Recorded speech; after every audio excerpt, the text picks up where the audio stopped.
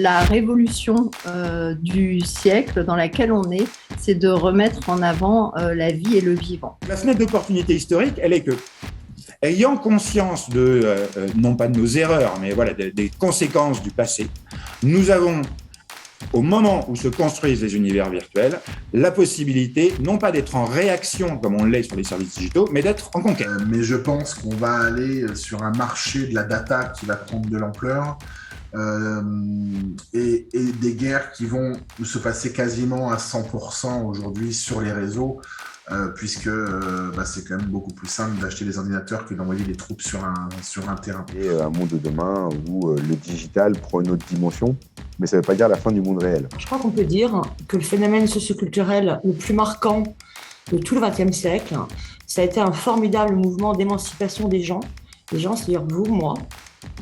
Et ce mouvement a été complètement amplifié en fait par le développement de ce qu'on appelait les NTIC. Et aujourd'hui, nous sommes confrontés à un vrai danger, c'est qu'en fait ce mouvement soit complètement détruit, on va dire, en tout cas ralenti, par le développement de certaines nouvelles technologies, justement. Alors on pense au IA, Big Data, intelligence artificielle en général.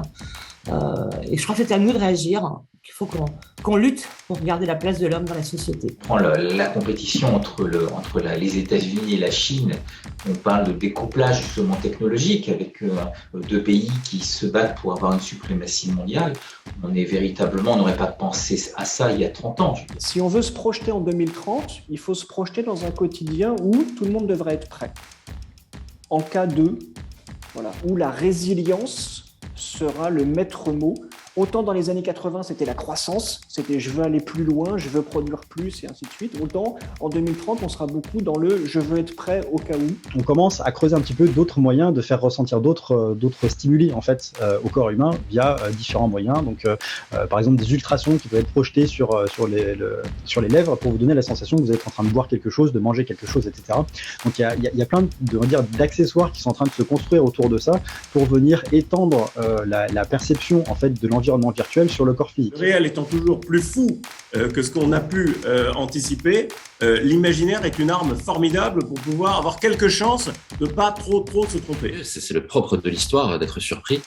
Et il va y avoir des surprises dans les innovations et il va surtout avoir des surprises dans les appropriations que vont se faire les gens de tous ces développements qu'on a actuellement. Comprendre que nous vivons une révolution informationnelle, c'est déjà savoir s'adapter et anticiper. Réellement, aujourd'hui, un vrai appétit de la part des marchés financiers et des majors, d'une manière générale, qui n'ont pas envie de rater le coche encore une fois.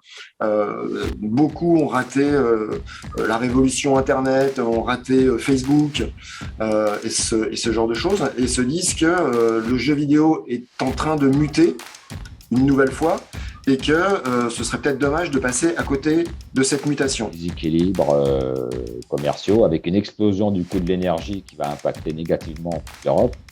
Il faut se poser la question, est-ce que mettre tout son argent à la banque, est-ce que c'est vraiment une bonne solution ? Le fait est que il y a en ce moment des choses qui non pas simplement transforment les habitudes, mais transforment les psychés des humains. Tant qu'on n'a pas maîtrisé ce problème fondamental du lien entre l'artificiel et le vivant, c'est-à-dire la réponse du vivant à l'agression par un corps étranger, quel qu'il soit, eh bien, on aura des difficultés. Et le grand facteur limitant aujourd'hui de Neuralink, il est à ce niveau-là. Les astéroïdes sont quand même des mines extrêmement intéressantes sur toutes les matières premières dont on manque sur Terre. Notre planète est absolument en aucun danger. La Terre a survécu à tout depuis 4,5 milliards d'années. C'est pas la Terre qui est en danger. C'est notre environnement et nous, notre espèce. Non, nous sommes des créatures, je reprends le thème de Nassim Taleb, antifragiles. C'est-à-dire, nous sommes des créatures qui nous bonifions, nous renforçons et nous allons accroître notre capacité face aux épreuves. Ma conviction, c'est que nous allons vivre une incroyable révolution de la perception. La réalité augmentée va être l'équivalent de la révolution smartphone. nous aurons tous des lunettes, des lentilles ou d'autres devices comme les pare-brises ou les vitrines des magasins qui seront les instruments de cette réalité augmentée. Et ce, à très court terme, dès 2023, et ça va s'accélérer pour être présent partout d'ici la fin de la décennie.